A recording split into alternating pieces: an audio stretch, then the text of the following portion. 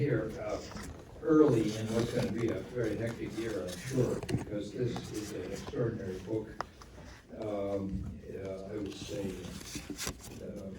groundbreaking, which questions the conventional wisdom about the Israel-Palestine conflict, the solution which many of us have clung to dearly for many years of the creation of two states is the way out. And Ian has brought deep experience and scholarship to this work. I take the liberty of saying Ian has said in his book that he came to this his new views with sadness, because he for many years was a great supporter of the two-state solution, which in those days was a radical culture. So Ian, I'm going to ask you a few questions, but please, I want you to say what you think is most important. Have you any sense of how your book is being received, or is it too early for you to make any predictions? Thanks, Phil. And I want to thank the foundation and also the Middle East Institute for hosting me today, and thank all of you for coming.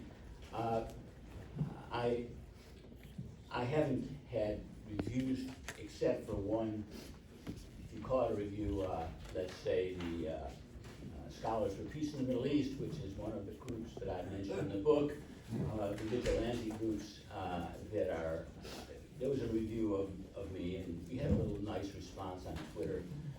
But aside from that, what I've had is a lot of email and quite a number of speaking invitations that are pretty enthusiastic about the idea that you can think beyond the two-state solution and not fall off a cliff.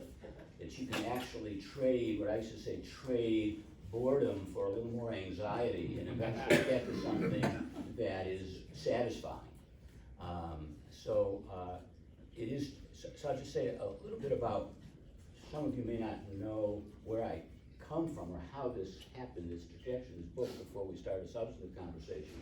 As Phil said, I was an avid and early supporter of the two-state solution. My first article, I hate to say this, was published in June 1970 in Jewish Frontier, which used to be a Jewish labor socialist journal, on what the West Bank Arabs want. That was when I was an undergraduate at Brandeis, and I had traveled around the West Bank and Gaza talking to Palestinians. I found that what was in the cards eventually was a two-state solution. That's what they wanted, even though the PLO wouldn't say so at the time.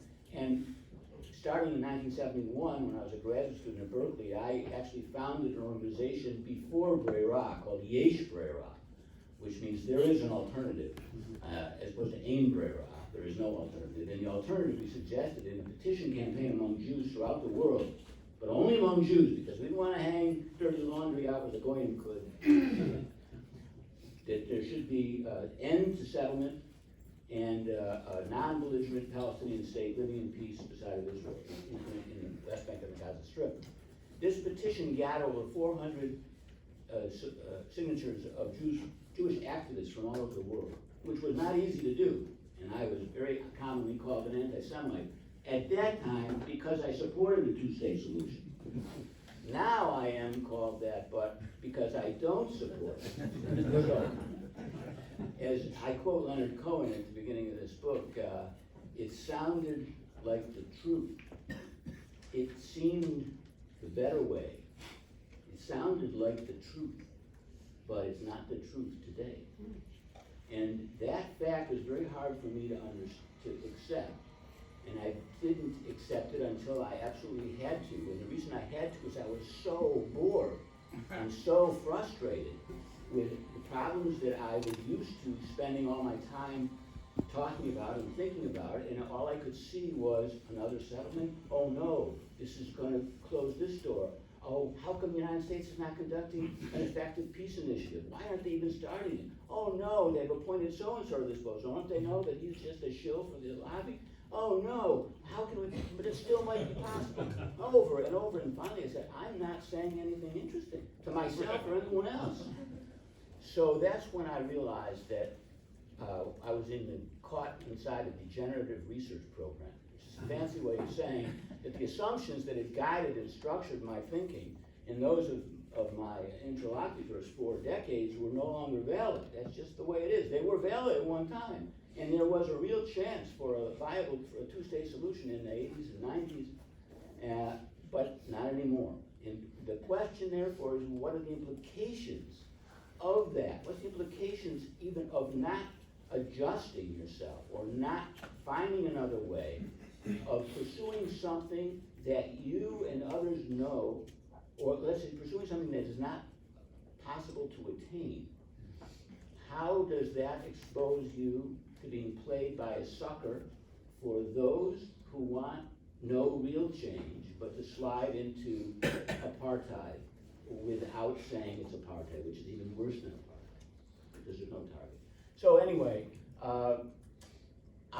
from 1971 on, my career has been anchored in books and articles about the two-state solution. And Baron Ben-Benisti and I argued till we were blue in the face with each other over decades. Because he said early on, it's too late, it's too late, it's too late. And I said, no, not exactly, not if you look at Britain and France and Algeria and Ireland. Israel is still, yes, it could take a regime crisis, a revolt, the suspension of parliament for a while, threats of assassination, but it could still happen. And here's how and why. And then after the Second Intifada, after 2006 really, I started not to be able to generate plausible scenarios from getting here to there. That led me to think in a New York Times op-ed piece back in 2013 that it was just a time when you needed to think more about ideas that you didn't like. But I didn't really understand what I figured out in the course of writing this book, which was how to think better about the future. And the key that I found in thinking about the future had to do with understanding why the present is the way it is. I and others have focused for decades on the settlements and how they have made it so difficult to let Israel, for Israel to leave the West Bank or Gaza enough of it in order to establish a viable Palestinian state. But what's really important is not the settlements per se. So Shaul Arieli is not the person who has the answers, because that's not the problem. The problem is what Israel has become that led to and has established the settlements as important as they are. Israel is not Connecticut or New Jersey or Maine. It is Nebraska, Oklahoma, Montana. It is deeply, deeply red. And how that came about to produce a situation where there will not be an Israeli withdrawal from the West Bank or from Gaza, and in my view, really Israel is the one state that dominates the whole region between the river and the sea. How come that's true? And my book identifies the unintended consequences of either partial success or over success in projects that Israelis and Israeli supporters engaged in that produced what we have today. And I just briefly list them, and then we can go into our back and forth. The first one that produced what we have today is the partial success of the Iron Wall strategy. Iron Wall strategy was Jabotinsky's strategy, very brilliant idea. How can we deal with the Arabs when we know in the long run we need peace with them, but in the short run we have nothing to offer them that they, if we were them, would ever accept? So what should we do? And his answer was, we have to accept the fact that they're going to attack us over and over again. We would do the same if we were them. We're alien settlers. They're natives. Of course they're going to attack us. We have to defeat them, crush them repeatedly, and then eventually they'll split between moderates and the no-never extremists. And we have to reach out to the moderates at that point and negotiate with them on the basis of equal national rights, some kind of solution. That was a brilliant idea, which it was successful in many ways. Israel did build an iron wall. It did crushingly defeat Arab, especially the Palestinian Arab, but all the Arab attacks. And it did divide the Arab world and the Palestinians between the acceptance front and the rejection front as early as the 1970s. However, the next stage of the plan really was not done until too late, and that was, oh, there are moderates now, we can negotiate with them. Instead, Jabotinsky had made a mistake. He assumed that Arabs or normal people would moderate their demands, or at least split, when they were frustrated over and over again. That's what he said a normal people will do. He also thought Jews were normal, but he forgot, what does a normal people do if its demands are satisfied over and over again through victories that allow it to do more or less whatever it wants, although at a cost? What happens to a normal people is its demands expand. So there was an unintended maximalization trend within Zionism, within Israel, as a result of the partial success of the Iron Wall strategy. Another source of what Israel is today, aside from this feeling of that was left over from the failure of the Iron Wall and the shift from violent pedagogy to kind of rat hunts, to just mowing the lawn every few years in order to preserve the status quo, was how the Holocaust has been remembered. And this is a very sensitive part of the book, very sensitive. And when I say that it was attacked by, this is the angle of attack that has occurred. The book is interested in how the Holocaust is remembered in Israel, how it is constructed, how it is honored. And I noted that over the years, there have been 4 different ways that Israelis, and Jews in general, but especially Israelis, have thought about the Holocaust. And what I analyze is how the victory of one of those ways of looking at the Holocaust has, in a way, paralyzed Israeli Jewish political culture into making it extraordinarily difficult to ever trust non-Jews. So, for example, the first construction of the Holocaust was, it's just a lesson showing that Zionism was right.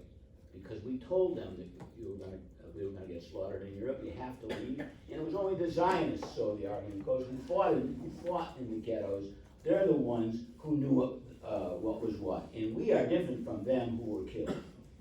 That was the first way and it associated with some pretty ugly abuse of survivors as soap, sabon, and so on. The second way had to do with the reparations. When Ben Gurion and Sharet needed desperately money, Israel needed it in the early 50s, negotiations with Germany were justified over the objections of Begin and many, many Israelis, because they saw the Holocaust as a wasting asset, in the sense that Gentile guilt would not last very long. So it was important to get money while you could from the Gentiles to help Israel. That led to the reparation agreement. But it also got Ben Gurion in trouble, because for that and other reasons I don't want to go into now, but I go in the book, and he was looking for a way to redeem himself as an anti-Nazi, not an anti-German. So one thing he did is he nabbed Eichmann and had the Eichmann trial, which had the unintended consequence of so deeply traumatizing Israelis that they shifted from abusing survivors of the Holocaust as those weak diaspora Galutnik Jews, to us, we are all survivors, we're all under the gun, we're all about to be killed, and it's always 1938, and there's always Nazi Germany out there in the hearts of all Gentiles, and certainly the Arabs and the Palestinians. That was Menachem Begin, and Menachem Begin took advantage of that legacy of the Eichmann trial, came to power with an appeal that he'd always made to that effect. And that idea of the Holocaust as a template for Jewish life, it's really all you need to know to be a Jew is you're a survivor. And the world is facing you always with a new threat. Overcame another construction which was much more progressive, which was the Holocaust as an object lesson in human history for a moral object lesson. That was the formal justification of the Eichmann trial. The Nuremberg trial, which said that the Nazi leaders who were killed, who were executed, were not executed for crimes against the Jews, they were executed for crimes against humanity. And that idea in Israel also has taken hold, although in a minor key, that what the Holocaust is a crime against humanity, and it should happen never again to anyone.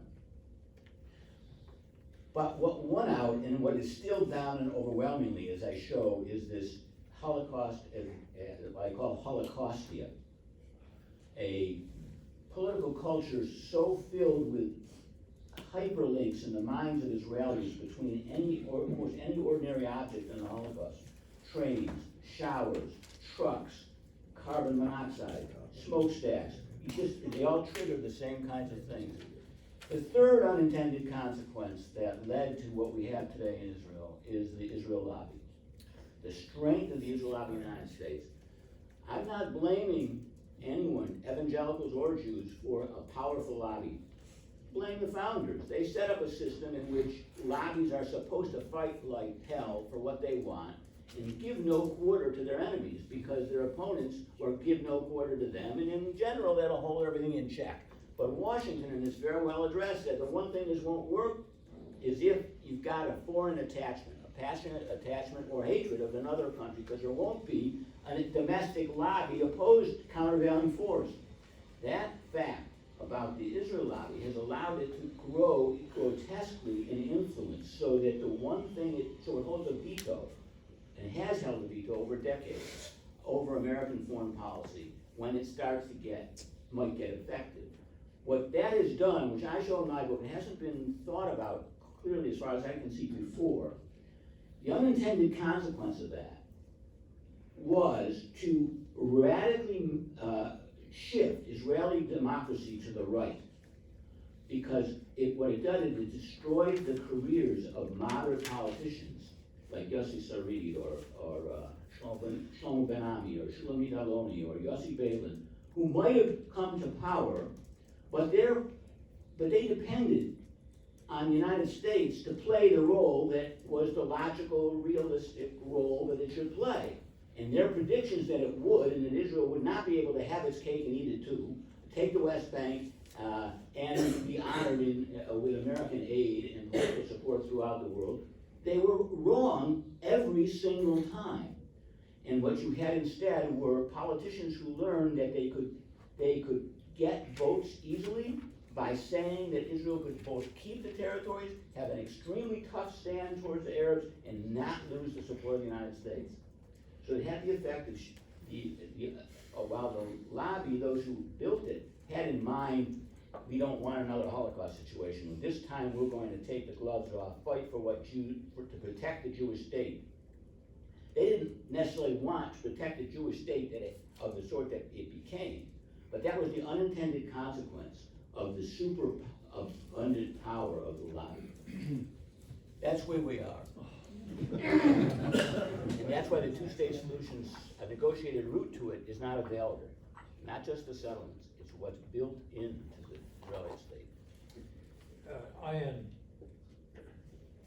People have argued that the occupation, as it's still called, is not necessarily a permanent, that bricks and mortar don't make permanent change, and that the